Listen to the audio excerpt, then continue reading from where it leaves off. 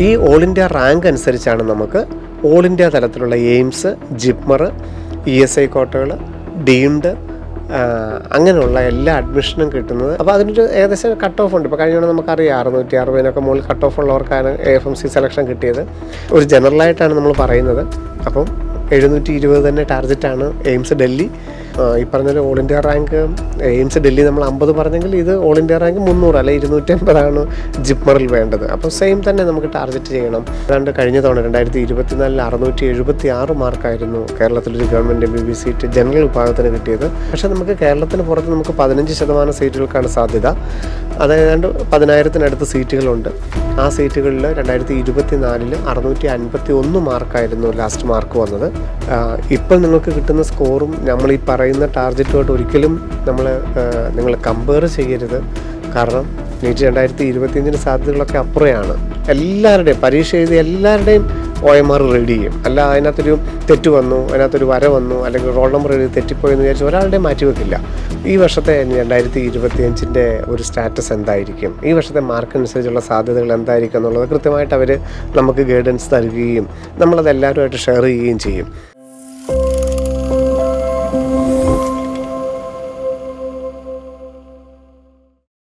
ശിവൻ സാറിനൊപ്പം എന്ന പ്രോഗ്രാമിന്റെ 141ാമത് എപ്പിസോഡിലേക്ക് നമ്മൾ പ്രവേശിക്കുകയാണ്. നമസ്കാരം ശിവൻ. നമസ്തേ ശിവൻ സാർ, നമ്മുടെ ബിഫാമിന്റെ അഡ്മിറ്റ് കാർഡ് വന്നു, കീമിന്റെ അഡ്മിറ്റ് കാർഡ് വന്നു. അപ്പോൾ തീർച്ചയായിട്ടും അതുമായി ബന്ധപ്പെട്ട കൂടുതൽ വിവരങ്ങൾ അറിയാൻ നമ്മുടെ പേരൻസും വിദ്യാർത്ഥികളും ഒക്കെ ആഗ്രഹിക്കുന്നുണ്ട്. നമുക്കത് തന്നെ പറഞ്ഞു തുടങ്ങാം സാർ. തീർച്ചയായിട്ടും കീം 2025 കേരളത്തിലെ ഗവൺമെൻറ് മേഖലയിലെയും സ്വകാര്യ മേഖലയിലെയും എഞ്ചിനീയറിങ്ങിൻ്റെ ഏതാണ്ട് 51ഓളം കോഴ്സുകൾ, 150ഓളം കോളേജുകൾ, 55,000-ഓളം സീറ്റുകൾ, കേരളത്തിലെ ഏറ്റവും വലിയൊരു പ്രവേശനോത്സവം തന്നെയാണ് കേരള എഞ്ചിനീയറിംഗ്. അതിൻ്റെ പരീക്ഷ ഏപ്രിൽ 23 മുതൽ 29 വരെ നടക്കുകയാണ്.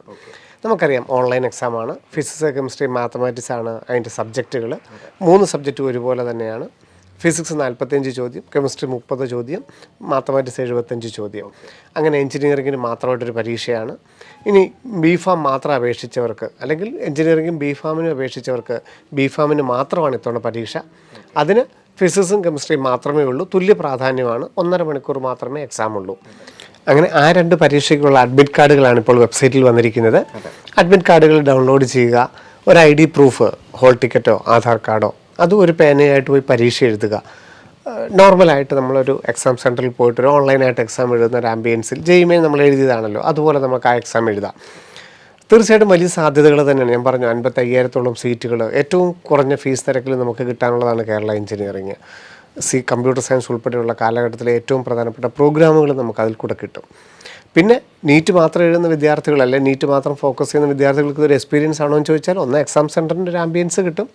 ഫിസിക്സ് കെമിസ്ട്രിയിൽ നീറ്റിൻ്റെ പാറ്റേൺ അല്ല, NDA അല്ല പരീക്ഷ നടത്തുന്നത്, കേരള എൻട്രൻസ് കമ്മീഷൻ പരീക്ഷ നടത്തുന്നത്. അപ്പം നീറ്റിൻ്റെ പാറ്റേൺ ഒന്നും നമുക്ക് പറയാനായിട്ടാവില്ല. ഒരു ഫിസിക്സ് കെമിസ്ട്രിയുടെ ഒരു അഡീഷണൽ ക്വസ്റ്റ്യൻ പേപ്പറും കൂടെ കിട്ടും. അത്ര മാത്രമേ പ്രയോജനമുള്ളൂ. അത് ഇപ്പം എഞ്ചിനീയറിങ്ങിന് അപ്ലൈ ചെയ്തിട്ട് ഇനി മെഡിക്കലുകാർ എഞ്ചിനീയറിംഗ് എഴുതിയില്ല എന്നോർത്ത് അവരുടെ മെഡിക്കൽ അഡ്മിഷനെ ബാധിക്കുകയൊന്നുമില്ല.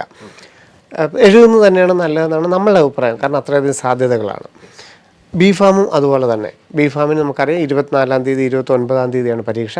പ്രത്യേക പരീക്ഷയാണ്. എഞ്ചിനീയറിംഗ് എഴുതുന്നവരും ബിഫാം വെച്ചിട്ടുണ്ടെങ്കിൽ പ്രത്യേകം പരീക്ഷ എഴുതണം. ബിഫാം മാത്രം വെച്ചിട്ടുള്ളവരും ബിഫാമിൻ്റെ എൻട്രൻസ് എഴുതാം. എഴുതിയില്ലെങ്കിലും മെഡിക്കലിനെ ബാധിക്കില്ല. എഞ്ചിനീയറിംഗും ബിഫാമിനും മാത്രമേ അതൊക്കെ ബാധിക്കുകയുള്ളൂ. ഈ പരീക്ഷകൾ 29-ാം തീയതി കൊണ്ട് നടക്കുന്നു. അതിനുശേഷം നമുക്കറിയാം ഇതിൻ്റെ ഒരു പ്രോസസ്സ് എന്ന് പറഞ്ഞു കഴിഞ്ഞാൽ ഇതിൻ്റെ സ്കോർ എത്രയാണെന്നുള്ളത്, പേഴ്സൻറ്റേജ് സ്കോർ എത്രയാണെന്നുള്ളത് മെയ് ആദ്യത്തെ ആഴ്ച വരും. കാരണം പല എക്സാം ആയതുകൊണ്ട് ഇതിനും പേഴ്സൻറ്റേജ് സ്കോറാണ് വരുന്നത്. മെയ് ആദ്യത്തെ ആഴ്ച വരും. ജൂണിലാണ് +2 റിസൾട്ടുകളെല്ലാം വരുന്നത്. അപ്പോൾ +2 റിസൾട്ട് കേരള എഞ്ചിനീയറിംഗിന് +2 റിസൾട്ട് പരിഗണിക്കുന്നുണ്ട്. +2 റിസൾട്ട് നമ്മൾ കേരള എൻട്രൻസ് കമ്മീഷൻ വെബ്സൈറ്റിൽ അപ്ലോഡ് ചെയ്ത് കൊടുക്കണം. ജൂൺ ഒരു അവസാനത്തോടുകൂടി കേരള എഞ്ചിനീയറിംഗ് റാങ്ക് വരും, കേരള ബിഫാം റാങ്ക് വരും. ബിഫാമിന് +2ൻ്റെ മാർക്കൊന്നും പരിഗണിക്കുന്നില്ല, ഈ പരീക്ഷയുടെ മാർക്ക് മാത്രമേ പരിഗണിക്കുന്നുള്ളൂ.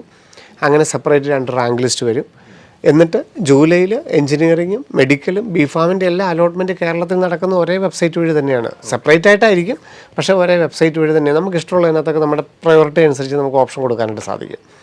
അപ്പം മറ്റൊരു പരീക്ഷ എന്നുള്ള രീതിയിലും സാധ്യതകൾ ധാരാളം ഉണ്ട് എന്നുള്ള രീതിയിലും മെഡിക്കൽ ആസ്പിരൻസ് ആണെങ്കിൽ പോലും കേരള എഞ്ചിനീയറിങ്ങും ബിഫാമും അപ്ലൈ ചെയ്തിട്ടുണ്ടെങ്കിൽ എഴുതുന്നത് തന്നെയാണ് നല്ലത്. സർ അതുപോലെ തന്നെ കർണാടകയിൽ ഒരു MBBS സീറ്റൊക്കെ ആഗ്രഹിക്കുന്ന ഒരുപാട് വിദ്യാർത്ഥികളുണ്ട്. അതുകൊണ്ട് തന്നെ കർണാടകയിൽ CET അഡ്മിറ്റ് കാർഡുകൾ വന്നിരിക്കുകയാണ്. അതെ അതെ, അവിടെ 15, 16, 17 തീയതികളിലെ പരീക്ഷ. അത് വിദ്യാർത്ഥികൾക്ക് എത്രത്തോളം ഉപകാരപ്പെടും, അതിനെക്കുറിച്ചൊന്ന് വിശദമാക്കാം. തീർച്ചയായിട്ടും അത് കുട്ടികൾക്ക് ആകെ ഒരു ആശയക്കുഴപ്പമുണ്ട്. കാരണം കർണാടക CET 15, 16, 17 തീയതികൾ നടക്കുന്നു. അപ്പോൾ അവിടെ ഈ പരീക്ഷ എഴുതിയാൽ ഏത് അഡ്മിഷനാണ് കിട്ടുന്നത്, MBBS അഡ്മിഷൻ എല്ലാവരും ഈ പരീക്ഷ എഴുതണോ എന്നൊക്കെ അവർക്കൊരു സംശയമുണ്ട്. യഥാർത്ഥത്തിൽ ഈ 16-ാം തീയതി 17-ാം തീയതി നടക്കുന്ന പരീക്ഷ, 16-ാം തീയതി ഫിസിക്സും കെമിസ്ട്രിയും 17-ാം തീയതി മാത്സും ബയോളജിയും നടക്കുന്നത്. ഇത് അവിടുത്തെ കുട്ടികൾക്ക്, കർണാടകത്തിലെ കുട്ടികൾക്ക് മെഡിക്കൽ അലൈഡ് കോഴ്സുകൾ, BSc നേഴ്സിംഗ്, എൻജിനീയറിങ് ഇവയ്ക്ക് വേണ്ടിയിട്ട് നടത്തുന്ന പരീക്ഷയാണ്. ഇതിൽ നമുക്ക് കേരളത്തിലുള്ള കുട്ടികൾക്ക് വലിയൊരു സീറ്റുകളൊന്നുമില്ല. BSc നേഴ്സിങ്ങിന് മാത്രമേ അതിൽ കൂടെ സീറ്റ് കിട്ടുകയുള്ളൂ. കർണാടകത്തിലെ മാനേജ്മെൻറ്റ് തലത്തിലും ഗവൺമെൻറ് തലത്തിലുമുള്ള കുറേയധികം സീറ്റുകൾ കർണാടകത്തിന് വെളിയിലുള്ള കുട്ടികൾക്ക് കിട്ടും, BSc നേഴ്സിങ്ങിന് മാത്രം. അത് താല്പര്യമുള്ളവർ മാത്രം 16-ാം തീയതി 17-ാം തീയതിയും പരീക്ഷ എഴുതിയാൽ മതി. അതിൽ ഫിസിക്സും കെമിസ്ട്രിയും ഒരു ദിവസം, പിറ്റേ ദിവസം മാത്സും ബയോളജി അതൊക്കെ എഴുതുന്നത് നല്ലതാണ് നേഴ്സിങ്ങിന് താല്പര്യമുണ്ടെങ്കിൽ. MBBS അഡ്മിഷൻ മാത്രമേ അവിടെ നോക്കുന്നുള്ളൂവെങ്കിൽ നിങ്ങൾ CETക്ക് അപ്ലൈ ചെയ്തിട്ടുണ്ടെങ്കിൽ ഇപ്പോൾ അഡ്മിറ്റ് കാർഡ് വന്നിട്ടുണ്ടെങ്കിൽ പോലും ഈ പരീക്ഷ എഴുതേണ്ടതില്ല. MBBSോ BDS ആണ് നിങ്ങൾ കർണാടകത്തിൽ എടുക്കാൻ താല്പര്യപ്പെടുന്നത്, മറ്റൊന്നും അവിടെ താല്പര്യമില്ല എന്നുണ്ടെങ്കിൽ ഈ പരീക്ഷ എഴുതേണ്ടതില്ല. ഇനി 15-ാം തീയതി ഒരു ലാംഗ്വേജ് ടെസ്റ്റ് നടക്കുന്നുണ്ട്. അതിൽ മലയാളികൾക്ക് എന്താണ് കാര്യം, കർണാടകത്തിലെ ഗവൺമെൻറ് കോളേജുകളിലെ 25% സീറ്റുകൾ കന്നഡ അറിയാവുന്ന നമ്മുടെ കേരളത്തിലെ കാസർഗോഡ്, മഞ്ചേശ്വരം, ഹോസ്ദുർഗ് താലൂക്കിലെ സ്ഥിര നിവാസികളായിട്ടുള്ളവർക്ക് അർഹതപ്പെട്ടതാണ്. കർണാടകത്തിലെ കുട്ടികളുമുണ്ട്, അതിനകത്ത് കേരളത്തിലെ ഈ 3 താലൂക്കിലെ കുട്ടികൾക്കും കൂടെ അവിടുത്തെ 25% സീറ്റുകൾ ഈ ലാംഗ്വേജ് ടെസ്റ്റ് ക്വാളിഫൈ ചെയ്താൽ കിട്ടും. അപ്പോൾ ആ 3 താലൂക്കിലുള്ളവർ CETക്ക് അപ്ലൈ ചെയ്യുകയും ലാംഗ്വേജ് ടെസ്റ്റ് വെക്കുകയും ചെയ്തിട്ടുണ്ടെങ്കിൽ 15-ാം തീയതി കർണാടകത്തിലെ ഏതെങ്കിലും ഒരു ജില്ലയിൽ വെച്ച് ലാംഗ്വേജ് ടെസ്റ്റ് ഉണ്ട്, എഴുതി കഴിഞ്ഞാൽ 25% സീറ്റുകൾ അവിടെ കർണാടകത്തിൽ ഗവൺമെൻറ് മേഖലയിലും കിട്ടും, സ്വകാര്യ മേഖലയിലും കിട്ടും. അവിടെ സ്വകാര്യ മേഖലയിൽ ഫീസ് കുറവാണ്, 1.25 ലക്ഷം രൂപ മാത്രമേ ഉള്ളൂ ഈ എലിജിബിലിറ്റി ഉള്ള കുട്ടികൾക്ക്. അപ്പോൾ അത് ആ താലൂക്കുകാർ എഴുതുന്നത് നല്ലതാണ്. ഇതല്ലാതെ MBBSനോ BDSനോ വേണ്ടിയിട്ട് 16-ാം തീയതിയോ 17-ാം തീയതിയോ പരീക്ഷ എഴുതേണ്ടതില്ല. BSc നേഴ്സിംഗ് വേണമെന്നുണ്ടെങ്കിൽ അഡ്മിറ്റ് കാർഡ് ഡൗൺലോഡ് ചെയ്യുകയും 16, 17 പരീക്ഷ എഴുതുകയും ചെയ്യണം. അല്ലാത്തവർക്ക് ഇനി അഡ്മിറ്റ് കാർഡ് വന്നിട്ടുണ്ടെങ്കിൽ പോലും അവരത് ഉപയോഗിക്കേണ്ടതായിട്ടില്ല. നീറ്റ് റിസൾട്ട് വന്നതിന് ശേഷം, ജൂൺ 14-ാം തീയതി നീറ്റ് റിസൾട്ട് വന്നതിന് ശേഷം ആ റിസൾട്ട് കർണാടകത്തിൻ്റെ സൈറ്റിൽ, CETയുടെ സൈറ്റിൽ അപ്ലോഡ് ചെയ്തിട്ടാണ് സെൻറ്റ് ജോൺസ് മെഡിക്കൽ കോളേജ്, ബാക്കിയുള്ള അവിടുത്തെ 12 ലക്ഷത്തിൻ്റെ ആനുവൽ ഫീസുള്ള ബാക്കിയുള്ള മാനേജ്മെൻറ്റ് സീറ്റുകൾക്കൊക്കെ നമ്മൾ അപ്ലൈ ചെയ്യുന്നത്. നീറ്റിനാണ് പരീക്ഷ എഴുതേണ്ടത്. നീറ്റ് റിസൾട്ട് വന്നിട്ട് മാത്രമേ നമുക്ക് CET ആയിട്ട് ഇനി എന്തെങ്കിലും ബന്ധമുള്ളൂ MBBSനും BDSനും. അത് രണ്ടാണ് ഈ കേരളവും കീമും CET ആയിട്ട് ബന്ധപ്പെട്ട അപ്ഡേഷൻസ്. സർ അതുപോലെ വളരെ കുറച്ച് ദിവസങ്ങൾ മാത്രമാണ് ഇനി നീറ്റ് എക്സാം. തീർച്ചയായിട്ടും എനിക്ക് തോന്നുന്നു 20-ാമത്തെ ദിവസം നമ്മുടെ കുട്ടികളുടെ എക്സാം സെൻറ്ററിൽ ഇരിക്കുകയാണ്. അപ്പോൾ വിദ്യാർത്ഥികളും പേരൻസും ഒക്കെ നമ്മുടെ സൈറ്റിൽ ഇനിയുള്ള അപ്ഡേഷൻസും കാര്യങ്ങളൊക്കെ എന്തൊക്കെയാണെന്ന് അറിയാൻ ഒരുപാട് ആഗ്രഹം. തീർച്ചയായിട്ടും. അപ്പോൾ അതിൻ്റെ ഒരു അപ്ഡേഷൻ എത്രത്തോളമായി സാർ? ഇല്ല, ഇനി നമുക്ക് ഏറ്റവും പ്രധാനപ്പെട്ടത് ഏപ്രിൽ 26-ാം തീയതി എക്സാം സിറ്റി അനൗൺസ്മെൻറ്റ് നീറ്റിൻ്റെ സൈറ്റിൽ വരാനുള്ളതേ ഉള്ളൂ. നമ്മൾ നേരത്തെ പറഞ്ഞിരുന്നതാണ്, നമ്മൾ 2 ചോയ്സാണ്, ഡിഫറെൻറ്റ് ചോയ്സാണ് വെച്ചിരുന്നത്. അതിനകത്ത് എവിടെയാണ് എക്സാം സെൻറ്റർ അനുവദിക്കുന്നതെന്നുള്ളത് ഏപ്രിൽ 26-ാം തീയതി നമുക്ക് വെബ്സൈറ്റിൽ നിന്ന് ലഭ്യമാകും. അതുപോലെ തന്നെ അഡ്മിറ്റ് കാർഡുകൾ മെയ് 1-ാം തീയതി വെബ്സൈറ്റിൽ നിന്ന് ലഭ്യമാകും. അതാണ് എല്ലാവർക്കും നീറ്റിൻ്റെ വെബ്സൈറ്റിൽ വരുന്ന അപ്ഡേഷന്. അതല്ലാതെ 1-2 പേർക്ക് ഇമേജ് ഡിസ്ക്രിപ്ഷൻസ് എന്ന് പറഞ്ഞിട്ട് ഓൾറെഡി ഇമെയിലോ SMS വന്ന് കാണും. ഈ ഫോട്ടോയ്ക്കോ സിഗ്നേച്ചറിനോ എന്തെങ്കിലും എററുള്ളവർക്ക് അത് മാത്രമേ നീറ്റിൻ്റെ വെബ്സൈറ്റിൽ വരാനുള്ളൂ. ബാക്കി 26-ാം തീയതി മാത്രമേ ഉള്ളൂ. പൊതുവായിട്ട് എല്ലാവരും വെബ്സൈറ്റിൽ കയറി നോക്കേണ്ടത് 26-ാം തീയതി മാത്രമേ ഉള്ളൂ എക്സാം സിറ്റി അനൗൺസ്മെൻറ്റിന്. എന്തിനാണ് എക്സാം സിറ്റി അനൗൺസ്മെൻറ്റ് നോക്കുന്നതെന്ന് ചോദിച്ചാൽ, നമ്മൾ ഓൺലൈൻ ആപ്ലിക്കേഷൻ കംപ്ലീറ്റ് ചെയ്തിട്ട് പിന്നെ ഇതുവരെ നമുക്കത് ലോഗിൻ ചെയ്യാനോ നമ്മുടെ ആപ്ലിക്കേഷൻ കറക്റ്റാണോ നോക്കാനുള്ള അവസരമൊന്നും ഇല്ലായിരുന്നു. അപ്പോൾ നമ്മുടെ എല്ലാ അർത്ഥത്തിലും നമ്മുടെ ആപ്ലിക്കേഷൻ കംപ്ലീറ്റഡ് ആണോ എന്ന് അറിയുന്നത് 26-ാം തീയതി എക്സാം സിറ്റി അനൗൺസ്മെൻറ്റ് വരുമ്പോഴാണ്. അതിനു വേണ്ടിയിട്ട് എല്ലാവരും കയറി നോക്കുന്നത് നല്ലതാണ്. 26-ാം തീയതി ശേഷം മതിയാകും. സർ വിവിധ എപ്പിസോഡുകളിലായിട്ട് നീറ്റിന് ആപ്ലിക്കേഷൻ സമർപ്പിക്കേണ്ട കാര്യങ്ങളെക്കുറിച്ചൊക്കെ വളരെ വ്യക്തമായിട്ട് പറഞ്ഞു കൊടുത്തിട്ടുണ്ട്. അപ്പോൾ സർ എങ്കിലും കുറച്ചധികം സംശയങ്ങൾ, ഇപ്പോൾ നീറ്റിൻ്റെ ഈ ഒരു അവസാന സമയത്തിനോടനുബന്ധിച്ച് മറ്റെന്തെങ്കിലുമൊക്കെ കാര്യങ്ങളിൽ അപ്ലൈ ചെയ്യേണ്ട ആവശ്യകതയുണ്ടോ എന്നുള്ളതും പേരൻസിൻ്റെ വിദ്യാർത്ഥികളും. തീർച്ചയായിട്ടും. ഇപ്പോൾ ESI കോട്ട, അല്ലെങ്കിൽ തമിഴ്നാട്ടിൻ്റെ മാനേജ്മെൻറ്റ് സീറ്റുകൾ, അല്ലെങ്കിൽ അതർ സ്റ്റേറ്റിൻ്റെ all India quota seat, AIIMS, JIPMER, അങ്ങനെയൊക്കെ അപ്ലൈ ചെയ്യേണ്ട സമയത്തിനെ കുറിച്ച് രക്ഷിതാക്കൾ ചോദിക്കാറുണ്ട്. ഇപ്പം യഥാർത്ഥത്തിൽ മെയ് 4 വരെ ഒരു ഓൺലൈൻ ആപ്ലിക്കേഷനും ആക്റ്റീവ് അല്ല. അതായത് ESIക്ക് വേണ്ടിയിട്ട് നമ്മൾ അപ്ലൈ ചെയ്യേണ്ടത് മെയ് 10 കൂടിയൊക്കെ ആ നീറ്റിൻ്റെ എക്സാമിൻ്റെ ആ ടൈം ആകുമ്പോൾ മാത്രമേ ഉള്ളൂ esic.nic.in എന്ന വെബ്സൈറ്റ് ആക്റ്റീവ് ആവുകയുള്ളൂ. ESI IP വാർഡുകൾക്കായിട്ടുള്ള ആ സീറ്റിന് വേണ്ടിയിട്ട് നമ്മൾ ESIയുടെ വെബ്സൈറ്റിലാണ് ആദ്യം അപ്ലൈ ചെയ്യേണ്ടത്. അത് എക്സാമിന് ശേഷം, നീറ്റ് എക്സാമിന് ശേഷം മാത്രമേ ഉണ്ടാവുകയുള്ളൂ. കാരണം നീറ്റിൻ്റെ അഡ്മിറ്റ് കാർഡ് അതിനകത്ത് അപ്ലോഡ് ചെയ്യണം. അതുകൊണ്ട് ആ അഡ്മിറ്റ് കാർഡ് വന്നതിന് ശേഷം മാത്രമേ ESIയുടെ വെബ്സൈറ്റിൽ അപ്ലൈ ചെയ്യേണ്ടതായിട്ടുള്ളൂ. അതിപ്പം വരില്ല. പിന്നെ എല്ലാവരും ചോദിക്കുന്നത് അതർ സ്റ്റേറ്റുകളിൽ അപ്ലൈ ചെയ്യേണ്ട സമയമായോ? ഇല്ല, അതെല്ലാം നീറ്റ് റിസൾട്ട് വന്നതിന് ശേഷം മാത്രമേ ആവുകയുള്ളൂ. ജൂൺ 14 നീറ്റ് റിസൾട്ട് വന്നതിന് ശേഷമാണ് ഇപ്പം ഞാൻ പറഞ്ഞു കർണാടകത്തിൽ അപ്ലൈ ചെയ്യേണ്ട കാര്യം, തമിഴ്നാട്ടിൽ അപ്ലൈ ചെയ്യേണ്ട കാര്യം. അതെന്തിനു വേണ്ടിയിട്ടാണ്? മാനേജ്മെൻറ്റ് സീറ്റിന് വേണ്ടിയിട്ടാണ്. ഗവൺമെൻറ് സീറ്റിന് അതൊന്നും വേണ്ട. ജൂലൈ 5 ഓൾ ഇന്ത്യ കൗൺസിലിൻ്റെ MCCയുടെ വെബ്സൈറ്റിൽ നമ്മൾ ഓപ്ഷൻ കൊടുത്താൽ മാത്രം മതി. മാനേജ്മെൻറ്റ് സീറ്റ് വേണമെന്നുണ്ടെങ്കിൽ ജൂണിൽ നമ്മൾ സെപ്പറേറ്റ് അപ്ലൈ ചെയ്യണം. TN മെഡിക്കൽ സെലക്ഷൻ.നെറ്റിനകത്ത് തമിഴ്നാട്ടിൽ, സെൻറ്റാക്ക് പോണ്ടിച്ചേരിക്ക് വേണ്ടിയിട്ട്, CET കർണാടകയ്ക്ക് വേണ്ടിയിട്ട്, അങ്ങനെ ഏത് സ്റ്റേറ്റിൽ നമുക്ക് വേണോ അവിടെയൊക്കെ നമ്മൾ സെപ്പറേറ്റ് മാനേജ്മെൻറ്റ് സീറ്റുകൾക്ക് അപ്ലൈ ചെയ്യണം. അതെല്ലാം ജൂണിൽ മാത്രമേ ഉള്ളൂ. ഇപ്പം നമുക്ക് നീറ്റ് മെയ് 4 വേണ്ടിയിട്ട് ഫോക്കസ് ചെയ്ത് പഠിക്കേണ്ട ഒരു സമയം തന്നെയാണ്. വേറെ ഓൺലൈൻ ആപ്ലിക്കേഷൻ ഒന്നും തന്നെ ഇപ്പം ചെയ്യേണ്ടതായിട്ടില്ല.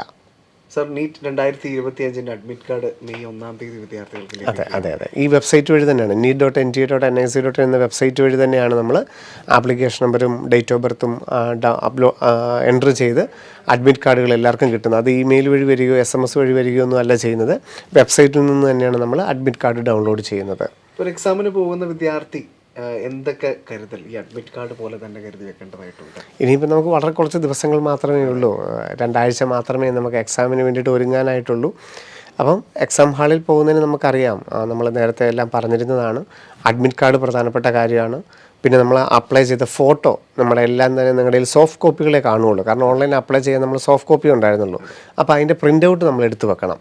നിങ്ങളുടെ പ്രിൻ്റ് ഔട്ട് ഇല്ല എന്നുണ്ടെങ്കിൽ ഓൺലൈൻ അപ്ലൈ ചെയ്തപ്പോഴത്തെ ഫോട്ടോ, പാസ്പോർട്ട് സൈസ് നമുക്ക് 2 എണ്ണമാണ് നമുക്ക് പാസ്പോർട്ട് സൈസ് ഫോട്ടോ വേണ്ടത്. ഒരു പോസ്റ്റ് കാർഡ് സൈസ് ഫോട്ടോയും നമുക്ക് പ്രിൻ്റ് ഔട്ട് എടുത്ത് നിങ്ങൾ സൂക്ഷിച്ച് വെക്കണം. അത് അഡ്മിറ്റ് കാർഡിൽ ഒട്ടിച്ചുകൊണ്ട് വേണം നമുക്ക് പോകാനായിട്ട്. അപ്പോൾ ഫോട്ടോ പ്രിൻ്റ് ഔട്ട് എടുത്തോ എന്നുള്ളത് നിങ്ങൾ ഉറപ്പ് വരുത്തുക. പിന്നെ ID പ്രൂഫ്, നമ്മൾ ഓൺലൈൻ അപ്ലൈ ചെയ്തപ്പോഴത്തെ പോലെ പേരും ഫോട്ടോയുമുള്ള ID പ്രൂഫ് ഏതാണ് നമുക്ക് മെയ് 4 കൊണ്ടുപോകാനുള്ളത്, അത് നമ്മുടെ കയ്യിലുണ്ടോ, അതിൻ്റെ ഒറിജിനൽ ഉണ്ടോ എന്നൊക്കെ നോക്കിയിട്ട് അത് എടുത്തു വെക്കേണ്ട സമയമാണ്. പിന്നെ ഡ്രസ് കോഡ്, നമ്മൾ എന്ത് ഡ്രസ്സാണ് കൊണ്ടുപോകേണ്ടത് എന്നുള്ള കാര്യങ്ങളെക്കുറിച്ചൊക്കെ വേണമെങ്കിൽ ഒന്ന് തയ്യാറാക്കി വെക്കാം. മൈറൻ ടീച്ചർ അതൊക്കെ വളരെ ഡീറ്റെയിൽ ആയിട്ടുള്ള സെഷനൊക്കെ പറഞ്ഞിട്ടുണ്ട്. നോർമൽ ഒരു ഡ്രസ്സെന്ന് മാത്രം നിങ്ങൾ ഓർത്താൽ മതി, ഫുൾ സ്ലീവ് ആകരുതെന്ന് മാത്രം ഓർത്താൽ മതി. മെറ്റൽ പാർട്ടുകളൊന്നും നിങ്ങളുടെ ശരീരത്തിൽ ഉണ്ടാകാൻ പാടില്ല എന്നുള്ളത് മാത്രം ഓർത്താൽ മതി. അങ്ങനത്തെ ഒരു ഡ്രസ്സ് നിങ്ങൾക്ക് വേണമെങ്കിൽ കരുതി വെക്കാവുന്നതാണ്. അത്രയൊക്കെ ഉള്ളൂ. നോർമലായിട്ട് നമ്മളൊരു എക്സാമിന് ഇപ്പോൾ JEE എല്ലാവരും എഴുതി, ഇപ്പോൾ കേരള എഴുതാൻ പോകുന്നു, ബോർഡ് എക്സാം എഴുതിയ വിദ്യാർത്ഥികളാണ്. അപ്പം ആ ഒരു എക്സാമിന് പോകുന്ന ഒരു തയ്യാറെടുപ്പ് മാത്രം അഡീഷണലായിട്ട് എഴുതിയാൽ മതി. കൂടുതലായിട്ടൊന്നും നിങ്ങൾ കരുതേണ്ടതായിട്ടില്ല. ബാക്കി നമുക്കെല്ലാം പേനായോ അങ്ങനെയുള്ള കാര്യങ്ങളെല്ലാം നമുക്ക് അവിടുന്ന് കിട്ടും. അപ്പം അഡ്മിറ്റ് കാർഡ് കിട്ടിക്കഴിയുമ്പോൾ നിങ്ങൾക്ക് അതിൻ്റെ ഡീറ്റെയിൽസ് എല്ലാം അതിനകത്ത് വളരെ ഡീറ്റെയിൽ ആയിട്ട് പ്രിൻ്റ് ഔട്ട് ചെയ്തിട്ടുമുണ്ട്. സാർ, എക്സാം ദിവസത്തെക്കുറിച്ചൊക്കെ വളരെ കൃത്യമായ പ്ലാനോടുകൂടി തന്നെ സാറിൻ്റെ ഒക്കെ ഒരു ഗൈഡൻസോടുകൂടി നമ്മുടെ പേരൻസും വിദ്യാർത്ഥികളും തീർച്ചയായിട്ടും. പിന്നെ ഈ എക്സാം ഹോൾ എന്താണ്, എക്സാം ഹോളിലുള്ള ആക്ടിവിറ്റീസ് എന്താണ്, അവിടെ കൊണ്ടുപോകേണ്ട കാര്യങ്ങളൊക്കെ നമ്മൾ എല്ലാ എപ്പിസോഡുകളിലും തന്നെ പറഞ്ഞിട്ടുണ്ട്. അത് തന്നെ മാത്രമായിട്ട് നമ്മൾ വീണ്ടും വീഡിയോ ചെയ്യുന്നുമുണ്ട്. നീറ്റ് എക്സാം ഹാളിൽ അറിഞ്ഞിരിക്കേണ്ട കാര്യങ്ങൾ, ID പ്രൂഫ് ഏതൊക്കെ കൊണ്ടുപോകാമെന്നുള്ളതിനെക്കുറിച്ചൊക്കെ വളരെ ഡീറ്റെയിൽഡ് വീഡിയോ വരുന്നുണ്ട്. അപ്പം അത് നിങ്ങൾ തയ്യാറാക്കി കണ്ടാൽ മാത്രം മതിയാകും. അപ്പോൾ സാർ, നമ്മൾ ആ ഒരു എക്സാം ദിവസങ്ങൾക്ക് കൊടുക്കുന്ന അതേ പ്രാധാന്യം തന്നെയാണ് എക്സാമിന് ശേഷമുള്ള ഒരു വലിയ പ്രക്രിയ. തീർച്ചയായിട്ടും നമ്മുടെ ഏറ്റവും പ്രധാനപ്പെട്ട ഒരു കൗൺസിലിംഗ് ടൈം തന്നെയാണത്. അപ്പോൾ അതിനെക്കുറിച്ച് ഒരു പക്ഷേ വിദ്യാർത്ഥികൾക്കും പേരൻസിനും ഒക്കെ അറിയില്ലായിരിക്കും. അപ്പോൾ അതിനെക്കുറിച്ചുകൂടെ ഒന്ന് വിവരിക്കാമോ സാർ? തീർച്ചയായിട്ടും. ഇപ്പം മെയ് 4 എക്സാം കഴിഞ്ഞ് കഴിഞ്ഞാൽ നമുക്ക് സാധാരണഗതിയിൽ അറിയാം, ഇപ്പം ബ്രില്യൻറ്റിനെ പോലെയുള്ളവർക്കാണെങ്കിൽ, ഇപ്പം ബ്രില്യൻ്റ് ഡയറക്ടേഴ്സിനൊക്കെ ആണെങ്കിൽ, അല്ലെങ്കിൽ മാനേജ്മെൻറ്റ് സെക്ഷൻ ആണെങ്കിൽ, ഈ വർഷത്തെ 2025 ഒരു സ്റ്റാറ്റസ് എന്തായിരിക്കും, ഈ വർഷത്തെ മാർക്കനുസരിച്ചുള്ള സാധ്യതകൾ എന്തായിരിക്കും എന്നുള്ളത് കൃത്യമായിട്ട് അവർ നമുക്ക് ഗൈഡൻസ് നൽകുകയും നമ്മളത് എല്ലാവരുമായിട്ട് ഷെയർ ചെയ്യുകയും ചെയ്യും. അപ്പം നമ്മൾ 2024, 23, 22 ഒക്കെ നമ്മൾ കണ്ടതാണ്. അപ്പോൾ അതിൻ്റെ ഒരു എക്സ്പീരിയൻസ് വെച്ചിട്ടും ഈ വർഷത്തെ നമ്മുടെ ഇവിടുത്തെ എക്സാമിൻ്റെ ഒരു ടഫും ഒക്കെ വെച്ചിട്ട് നീറ്റ് 2025 എങ്ങനെയായിരുന്നു, എത്ര മാർക്കൊക്കെ ആണെങ്കിലാണ് സാധ്യത എന്നുള്ളത് കൃത്യമായിട്ട് നിങ്ങൾക്കൊരു ഗൈഡൻസ് കിട്ടും. അപ്പം മെയ് 10 കൂടി തന്നെയൊക്കെ നമുക്ക് ഈ വർഷത്തെ ഒരു മാർക്കിൻ്റെ സ്റ്റാറ്റസ് എത്ര മാർക്കായിരിക്കും ഗവൺമെൻറ് മേഖലയിൽ കിട്ടാനായിട്ട്, കേരളത്തിൽ കിട്ടാനായിട്ട്, സെൽഫ് ഫിനാൻസിങ്ങിൽ കിട്ടാനായിട്ട്, അല്ലെങ്കിൽ ഡീംഡിൽ കിട്ടാൻ, അല്ലെങ്കിൽ MBBS കിട്ടാൻ, അങ്ങനെ കൃത്യമായിട്ടൊരു ധാരണ ഒരു മെയ് 10 കൂടി നമുക്ക് എല്ലാവർക്കും കൊടുക്കാനായിട്ട് സാധിക്കും. വളരെ ഡീറ്റെയിൽ ആയിട്ട് തന്നെ നമുക്കത് അനലൈസ് ചെയ്യാനായിട്ട് സാധിക്കും. വെബ്സൈറ്റ് വഴി നമുക്ക് എന്തെങ്കിലും ഒരു ഡീറ്റെയിൽസ് കിട്ടുന്നത് ഒരു 3 ആഴ്ചക്കാലം ശേഷം മാത്രമേ ഉള്ളൂ. മെയ് 4 കഴിഞ്ഞാൽ ഏതാണ്ട് 3 ആഴ്ചക്കാലം ഈ കുട്ടികളുടെ ഈ OMR ഷീറ്റ് എല്ലാം അവർ സ്കാൻ ചെയ്യുകയാണ് ചെയ്യുന്നത്. അവരവരുടെ എക്സാം സെൻറ്ററുകളിൽ അവരുടെ ഓഫീസുകളിൽ അത് പലവിധ OMR സ്കാനർ ഉപയോഗിച്ച് സ്കാൻ ചെയ്ത് എന്തെങ്കിലുമൊക്കെ റോൾ നമ്പറിൽ തെറ്റൊക്കെ ഉണ്ടെങ്കിൽ അതൊക്കെ കറക്റ്റാക്കി എല്ലാവരുടെയും പരീക്ഷ എഴുതി എല്ലാവരുടെയും OMR റീഡ് ചെയ്യും. അല്ല അതിനകത്തൊരു തെറ്റ് വന്നു, അതിനകത്തൊരു വര വന്നു, അല്ലെങ്കിൽ റോൾ നമ്പർ എഴുതി തെറ്റിപ്പോയെന്ന് വിചാരിച്ച് ഒരാളുടെയും മാറ്റിവെക്കില്ല. 22 ലക്ഷം പേര് പരീക്ഷ എഴുതിയിട്ടുണ്ടെങ്കിൽ 22 ലക്ഷം പേരുടെ OMR റീഡ് ചെയ്യുകയും അവർക്ക് കൃത്യമായിട്ട് അതിനനുസരിച്ച് സ്കോർ ഉണ്ടാക്കുകയും ചെയ്യും. അത് ആ OMRഉം നമ്മൾ സ്കാൻ ചെയ്ത OMR, നമ്മൾ മാർക്ക് ചെയ്ത റെസ്പോൺസ്, ഇത് രണ്ടും നമുക്കൊരു 3 ആഴ്ചക്കാലം കഴിയുമ്പം ഒരു മെയ് 25 കൂടിയൊക്കെ നമ്മളുടെ വെബ്സൈറ്റിൽ NEET.NTA.NIC വെബ്സൈറ്റിൽ അവർ അപ്ലോഡ് ചെയ്യും. അപ്പോൾ നമ്മൾ എഴുതിയ OMR ഷീറ്റ് നമുക്ക് തന്നെ കാണാം. അപ്പോൾ നമ്മൾ വീട്ടിൽ വന്ന് പറയുമ്പം വേറെ ഒന്നും പറയേണ്ടതായിട്ടില്ല. നമ്മൾ എന്താണ് എക്സാം എഴുതിയെന്നുള്ളത് നമുക്ക് തന്നെ കാണാനായിട്ട് സാധിക്കും. അപ്പം നമ്മുടെ ആ റെസ്പോൺസ് നമ്മൾ ബബിൾ ചെയ്തിരിക്കുന്നതും ആ ബബിൾ ചെയ്തിരിക്കുന്ന റെസ്പോൺസ് ഏതൊക്കെയാണെന്നുള്ളത് മാറ്ററായിട്ട് തന്നെ നമുക്ക് കാണിച്ചു തരികയും ചെയ്യും. അത് നമുക്ക് എന്തെങ്കിലും സംശയങ്ങളുണ്ടെങ്കിൽ, എന്തെങ്കിലും ക്ലെയിമുകളുണ്ടെങ്കിലൊക്കെ നമുക്ക് വേണേൽ ക്ലെയിം ചെയ്യാൻ അവസരമുണ്ട്. എൻ്റെ ഇതല്ല OMR, ഞാൻ 180 എണ്ണം മാർക്ക് ചെയ്തതാണ്, പക്ഷേ ഇവിടെ റെസ്പോൺസിൽ 178 വന്നിട്ടുള്ളൂ. അങ്ങനെയൊക്കെ വേണമെങ്കിൽ നമുക്ക്, അങ്ങനെയൊന്നും വരില്ല, ഇൻ കേസ് ഇനി വന്നു കഴിഞ്ഞാൽ നമുക്കത് വേണേൽ ക്ലെയിം ചെയ്യാം. അതോടൊപ്പം തന്നെ ജൂൺ ആദ്യത്തെ ആഴ്ചയോടുകൂടി official answer key NT publish ചെയ്യും. ഈ ചോദ്യത്തിൻ്റെ official answer key NT publish ചെയ്യും. അത് നമുക്ക് വേണേൽ ക്ലെയിം ചെയ്യാനുള്ള അവസരമുണ്ട്. 2 ദിവസത്തോളം സമയം കിട്ടും. ജൂൺ 14 കൂടിയാണ് നീറ്റിൻ്റെ റിസൾട്ട് വരുന്നത്. ആ നീറ്റിൻ്റെ റിസൾട്ടിനകത്ത് വരുന്നത് നമ്മുടെ ഫിസിക്സ്, കെമിസ്ട്രി, ബയോളജിയുടെ പെർസെൻറ്റേജ് സ്കോർ വരും, ഓവറോൾ പെർസെൻറ്റേജ് സ്കോർ വരും, ടോട്ടൽ മാർക്ക് എത്രയാണെന്ന് വരും, ഓൾ ഇന്ത്യ റാങ്ക് വരും, അതോടൊപ്പം തന്നെ കാറ്റഗറി റാങ്കും വരും. ഈ ഓൾ ഇന്ത്യ റാങ്ക് അനുസരിച്ചാണ് നമുക്ക് ഓൾ ഇന്ത്യ തലത്തിലുള്ള എയിംസ്, ജിപ്മർ, ESI കോട്ടകൾ, ഡീംഡ്, അങ്ങനെയുള്ള എല്ലാ അഡ്മിഷനും കിട്ടുന്നത്, AFMC ഒക്കെ അങ്ങനെയുള്ള കാര്യങ്ങളെല്ലാം അഡ്മിഷൻ കിട്ടുന്നത് ഈ ഓൾ ഇന്ത്യ റാങ്ക് അല്ലെ ഓൾ ഇന്ത്യ മാർക്കിനെ അടിസ്ഥാനപ്പെടുത്തിയാണ്. അപ്പം നമുക്ക് തോന്നും ആ റിസൾട്ടിനകത്ത് എന്തേ കേരള റാങ്ക് വന്നില്ല എന്ന് വിചാരിക്കും. അതിനകത്ത് തമിഴ്നാടിൻ്റെ റാങ്കോ അങ്ങനെ ഒരു റാങ്കൊന്നും ഈ നീറ്റിൻ്റെ റിസൾട്ടിനകത്ത് വരില്ല. അതിനകത്തൊരു ഓൾ ഇന്ത്യ റാങ്ക് മാത്രമേ വരികയുള്ളൂ. ഈ റിസൾട്ട് നമ്മൾ അതാത് വെബ്സൈറ്റുകളിൽ അപ്ലോഡ് ചെയ്ത് കഴിയുമ്പോഴാണ് സ്റ്റേറ്റ് റാങ്ക് വരുന്നത്. അപ്പോൾ നീറ്റിൻ്റെ റിസൾട്ടിൽ നിന്ന് ഒരിക്കലും നമുക്ക് കേരള റാങ്ക് കിട്ടില്ല. നമ്മൾ ആ റിസൾട്ട് എടുത്തിട്ട് ഒരു ജൂൺ 25 കൂടി നീറ്റിൻ്റെ റിസൾട്ട് കേരളയുടെ സൈറ്റിൽ അപ്ലോഡ് ചെയ്ത് കൊടുക്കും. അങ്ങനെ ഒരു ജൂലൈ 5 കൂടി കേരള മെഡിക്കൽ റാങ്ക് വരും. അപ്പോൾ നമുക്ക് നീറ്റിൻ്റെ ഓൾ ഇന്ത്യ റാങ്കായി, കേരള മെഡിക്കൽ റാങ്കായി. അപ്പോൾ അങ്ങനെ 2 സാധ്യതകൾ നമുക്ക് വ്യക്തമായിട്ട് തിരിച്ചറിയാനായിട്ട് സാധിക്കും.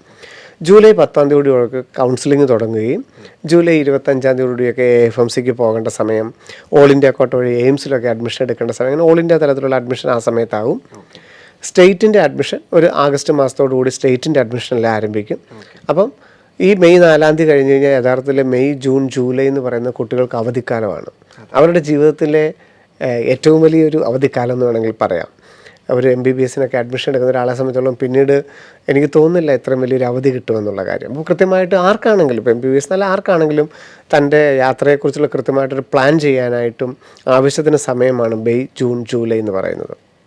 അതുപോലെ AFMC താല്പര്യമുള്ളവർക്ക് കൃത്യമായിട്ടൊരു ട്രെയിൻ ചെയ്യാനായിട്ടും അവരുടെ ബോഡി ഫിറ്റ് ആക്കാനായിട്ടും ഇൻ്റർവ്യൂ അറ്റൻഡ് ചെയ്യാനായിട്ടും ഒക്കെയുള്ള കൃത്യമായിട്ടൊരു ട്രെയിനിങ്ങിൻ്റെ സമയം കൂടിയാണ് AFMC ആഗ്രഹമുള്ളവർക്ക് ഈ മെയ്, ജൂൺ, ജൂലൈ എന്ന് പറയുന്നത്. കാരണം ജൂലൈ അവസാനമാണ് അവർ ഇൻ്റർവ്യൂവിനും ആപ്റ്റിറ്റ്യൂഡ് ടെസ്റ്റിനും മെഡിക്കൽ ഫിറ്റ്നസ്സിനുമായിട്ട് പൂനെക്ക് പോകേണ്ടി വരുന്നത്. അവരും തയ്യാറാവുക. അതിൻ്റെയൊക്കെ ട്രെയിനിങ് നമ്മുടെ ക്യാമ്പസിലുണ്ടാവും. AFMCയിലെ കുട്ടികൾ തന്നെ വരാമെന്നാണ് ഇത്തവണ നമ്മളോട് പറഞ്ഞിരിക്കുന്നത്. കാരണം അവർക്ക് മെയ് മാസത്തിൽ അവധി ആയതുകൊണ്ട് AFMC കുട്ടികൾ തന്നെ നമ്മുടെ ക്യാമ്പസിൽ വന്ന് ഇങ്ങനെ AFMCക്ക് താല്പര്യമുള്ള, അപ്പോൾ അതിനൊരു ഏകദേശം കട്ട് ഓഫ് ഉണ്ട്. ഇപ്പോൾ കഴിഞ്ഞ നമുക്കറിയാം 660 മുകളിൽ കട്ട് ഓഫ് ഉള്ളവർക്കാണ് AFMC സെലക്ഷൻ കിട്ടിയത്. അതിന് മുമ്പിലത്തെ വർഷമാണെങ്കിൽ 2023 617 മാർക്കിന് മുകളിലുള്ളവർക്കാണ് സെലക്ഷൻ കിട്ടിയത്. അപ്പോൾ ആ ഒരു കട്ട് ഓഫ് ഒക്കെ പ്രതീക്ഷിക്കുന്നവർക്ക് AFMCക്ക് വേണ്ടിയുള്ള ട്രെയിനിങ് സെഷനുകളുണ്ടാവും. അതിന് വേണ്ടിയിട്ട് നമുക്ക് പാകപ്പെടാം എങ്ങനെയാണ് ഇൻ്റർവ്യൂ അറ്റൻഡ് ചെയ്യേണ്ടതെന്നൊക്കെ ഉള്ളത്. അപ്പം ഇനി ഈ അവധിക്കാലത്ത് ഇതൊന്നും അല്ലാതെ അവധിക്കാലം നമുക്ക് വിദേശത്തൊക്കെ പോയി, പേരൻസൊക്കെ വിദേശത്തുള്ളതാണെങ്കിൽ പേരൻസിനോടൊക്കെ വേണമെങ്കിൽ പോയി ജോയിൻ ചെയ്യാം അല്ലാത്തവർക്ക്. കാരണം ഞാൻ പറഞ്ഞല്ലോ, നമുക്ക് ഏറ്റവും സമാധാനത്തോടു കൂടി കാമായിട്ട് നമ്മുടെ തീരുമാനം എടുക്കേണ്ട ഒരു സമയമാണിത്.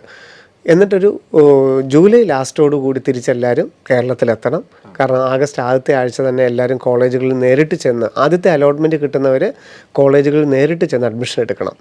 അപ്പം മാത്രമാണ് കുട്ടിയും പേരൻറ്റും കേരളത്തിൽ ഉണ്ടാവേണ്ടത്, അല്ലെങ്കിൽ ഇന്ത്യയിൽ ഉണ്ടാവേണ്ടത്. ജൂലൈ 25 കൂടിയൊക്കെ നമ്മൾ നമ്മുടെ ഫീസിൻ്റെ എമൗണ്ട് കുട്ടികൾ നേരിട്ട് എല്ലാ ഒറിജിനൽ സർട്ടിഫിക്കറ്റുമായിട്ട് കോളേജിൽ ചെല്ലേണ്ട സമയമാണെന്നുള്ളതും ഓർത്തു വെക്കണം. അതാണ് പീക്ക് ടൈം. അങ്ങനെ ജൂലൈ ഒരു അവസാനത്തെ ആഴ്ച മുതൽ ജൂലൈ, ഓഗസ്റ്റ്, സെപ്റ്റംബർ മുഴുവൻ അഡ്മിഷൻ കാലഘട്ടമായിരിക്കും. 1ാം റൗണ്ട്, 2ാം റൗണ്ട്, 3ാം റൗണ്ട്, 4ാം റൗണ്ട്. അങ്ങനെ ഒരു സെപ്റ്റംബർ 30 കൊണ്ടായിരിക്കും നോർമലായിട്ടാണെങ്കിൽ അഡ്മിഷൻ പ്രൊസീജിയറുകൾ തീരുന്നത്. അത് മെഡിക്കൽ ആണെങ്കിലും മെഡിക്കൽ അലൈഡ് ആണെങ്കിലും ഓൾ ഇന്ത്യ ആണെങ്കിലും ഒക്കെ അങ്ങനെ തന്നെ ആയിരിക്കും.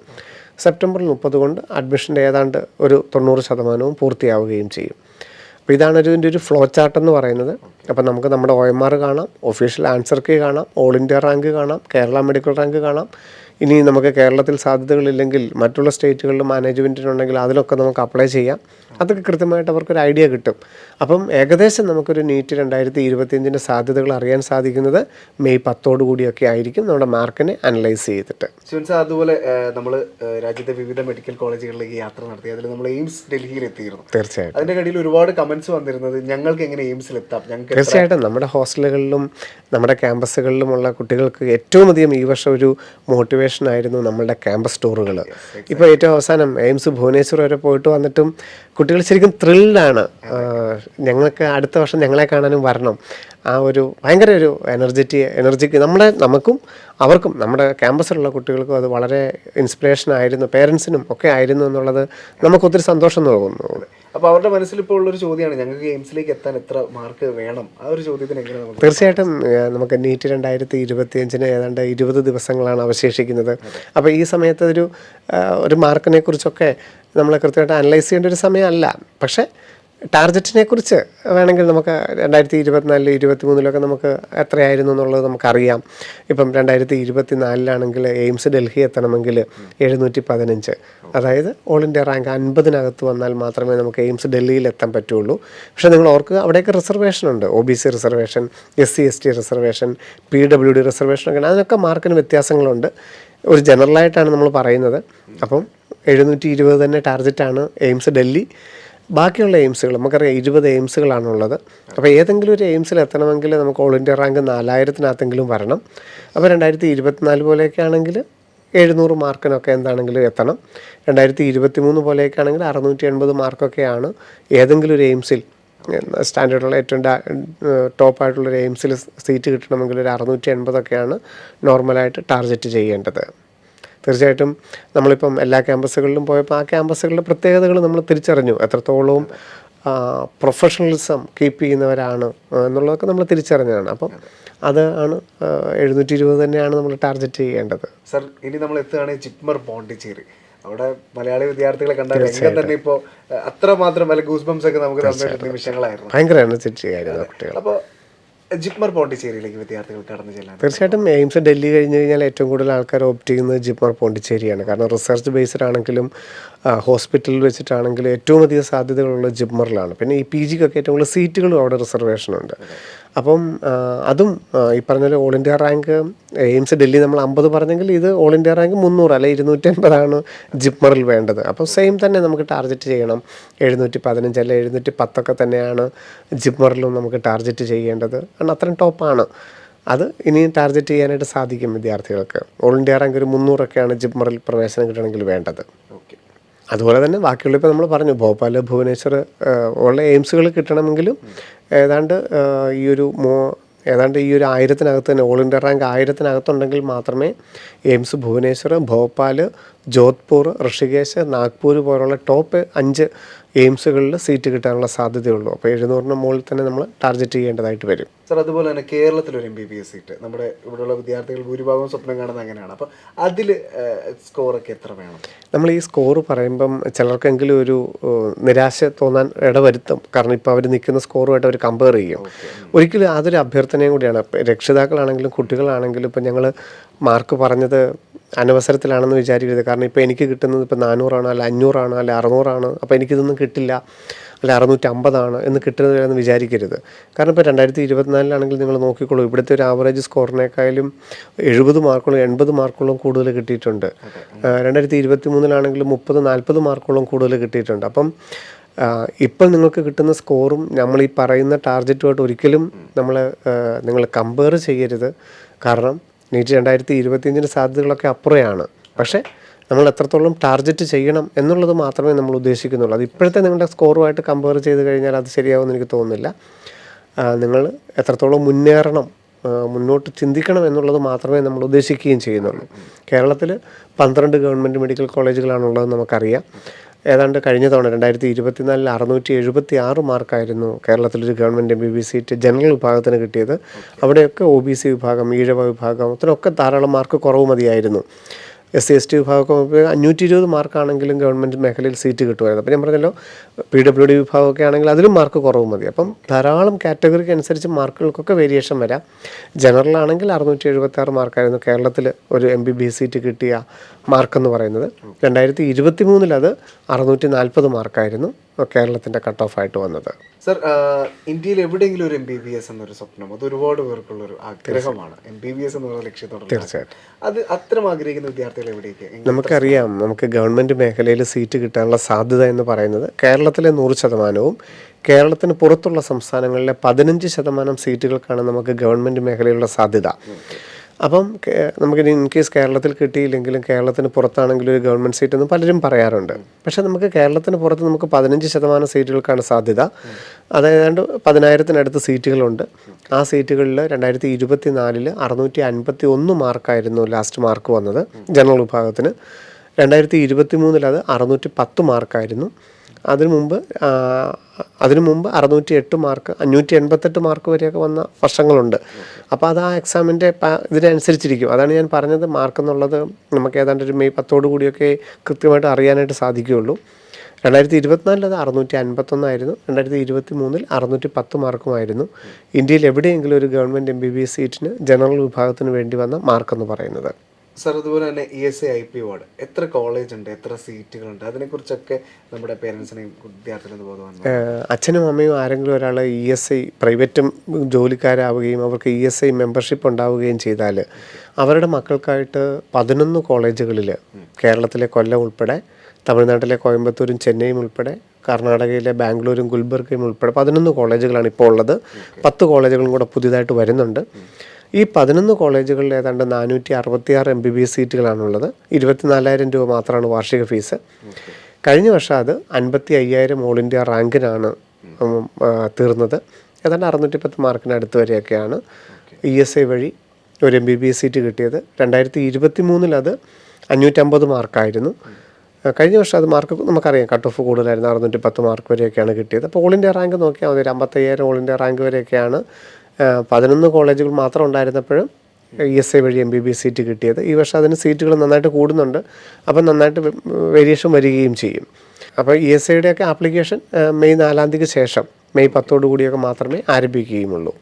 സർ, അതുപോലെ കേരളത്തിലൊരു സ്വകാര്യ മേഖലയിൽ ഒരു സീറ്റ് ആഗ്രഹിക്കുന്ന വിദ്യാർത്ഥി എത്ര സ്കോർ കരസ്ഥമാക്കി? കേരളത്തിൽ 20 സെൽഫ് ഫിനാൻസിങ് മെഡിക്കൽ കോളേജുകളാണ് ഉണ്ടായിരുന്നത്.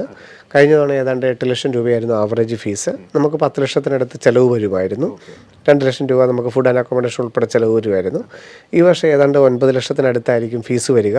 അപ്പോൾ നമുക്ക് ഏതാണ്ട് മൊത്തത്തിൽ 11 ലക്ഷം രൂപയ്ക്കടുത്ത് നമുക്ക് വാർഷിക ഫീസ് ചിലവ് വരും. ഏതാണ്ട് കഴിഞ്ഞ 2024 570 മാർക്കായിരുന്നു ലാസ്റ്റ് കിട്ടിയ മാർക്ക്. കേരള മെഡിക്കൽ റാങ്ക് ഏതാണ്ട് 10,000-നടുത്ത് വരെ അഡ്മിഷൻ കിട്ടിയിട്ടുണ്ട്. ഓൾ ഇന്ത്യ റാങ്ക് ഏതാണ്ട് 78,000 80,000-നടുത്ത് വരെ പ്രവേശനം കിട്ടിയിട്ടുണ്ട്. കഴിഞ്ഞ 2023 റാങ്ക് ഇത് തന്നെയായിരുന്നു. പക്ഷേ മാർക്ക് 488 അല്ലെങ്കിൽ ഒരു 500-നടുത്ത് വരെയുള്ളവർക്കൊക്കെ 2023 കേരളത്തിൽ സെൽഫ് ഫിനാൻസിങ് മേഖലയിൽ പ്രവേശനം കിട്ടിയിട്ടുണ്ട്. അതുതന്നെ ക്രിസ്ത്യൻ മൈനോറിറ്റിക്ക് പിന്നെയും 12,000 വരെ കേരള മെഡിക്കൽ റാങ്ക് വരെ, മുസ്ലിം മൈനോറിറ്റിക്ക് 11,500 വരെയൊക്കെ പ്രവേശനം കിട്ടിയിട്ടുണ്ട്.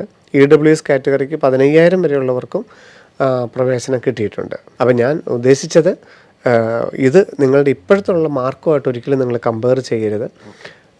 ഇത് ഒരു നാഴികക്കല്ലുകളാണ് എന്നുള്ളതല്ലേ, ഇടയ്ക്കുള്ള ഒരു സൂചനാ ഫലകങ്ങൾ മാത്രമാണ് ഈ മാർക്കുകൾ എന്ന് പറയുന്നത്. ഇതിപ്പോൾ നിങ്ങൾക്ക് കിട്ടിയിരിക്കുന്ന മാർക്കും ഞാനിവിടെയാണ് ഇനി അഡ്മിഷൻ എടുക്കാനുള്ള സാധ്യത എന്നൊന്നും വിലയിരുത്താനുള്ള സമയമല്ല ഇത്. ഏറ്റവും നന്നായിട്ട് പഠിക്കുകയും ഏറ്റവും നന്നായിട്ട് ആരോഗ്യത്തോടു കൂടി ഇരിക്കേണ്ട 20 ദിവസങ്ങളാണ് നമുക്ക് മുമ്പിലുള്ളത്.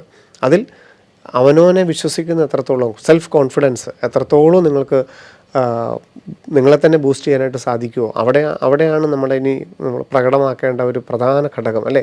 ഒരുപക്ഷെ എനിക്ക് തോന്നുന്നു രക്ഷിതാക്കളോട് പോലും ഏറ്റവും കോൺഫിഡൻ്റായിട്ട് അയക്കാൻ എനിക്ക് പറ്റും എന്ന് പറയേണ്ട ഒരു സമയമാണിത്. ആ കോൺഫിഡൻസ് നിങ്ങൾ ഈ വരുന്ന 20 ദിവസങ്ങൾ നന്നായിട്ട് പ്രകടമാക്കുകയും നന്നായിട്ട് ഓവറോൾ ഒരു setup, biology overall, chemistry overall, physics overall നന്നായിട്ട് നിങ്ങൾ പഠിച്ച കാര്യങ്ങളെക്കുറിച്ച് പുതിയ പാഠങ്ങൾ പഠിച്ചെടുക്കുകയല്ല, പഠിച്ച പാഠങ്ങൾ ഓവറോളെ എത്ര പ്രാവശ്യത്തോളവും നിങ്ങൾക്ക് ആവർത്തിച്ച് കാണാൻ സാധിക്കുമോ, ആവർത്തിച്ച് മനസ്സിലാക്കാൻ സാധിക്കുമോ, അതാണ് ഇനിയുള്ള 20 ദിവസത്തെ സ്റ്റഡി പ്ലാൻ എന്ന് പറയുന്നത്.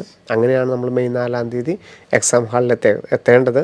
ഇന്നലെ വരെ ഞങ്ങളീ പറഞ്ഞ എല്ലാവരും, ഞങ്ങളിപ്പോൾ ഈ ക്യാമ്പസിൽ പോയി കണ്ട എല്ലാവരും നിങ്ങളെപ്പോലെ ഇതേ അവസ്ഥയിലൂടെ തന്നെ കടന്നു പോവുകയും ഇതേ ക്യാമ്പസുകളിൽ ഇതേ ബെഞ്ചിലിരുന്ന് പഠിച്ചവർ തന്നെയാണ് അവിടെ വൈറ്റ് കോട്ട് ഇട്ട് ഞങ്ങളെ സ്വീകരിക്കാനും ഉണ്ടായിരുന്നത്.